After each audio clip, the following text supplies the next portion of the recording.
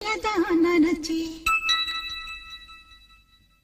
மாமி கிட்ட பேச போற மணிக்கணக்கா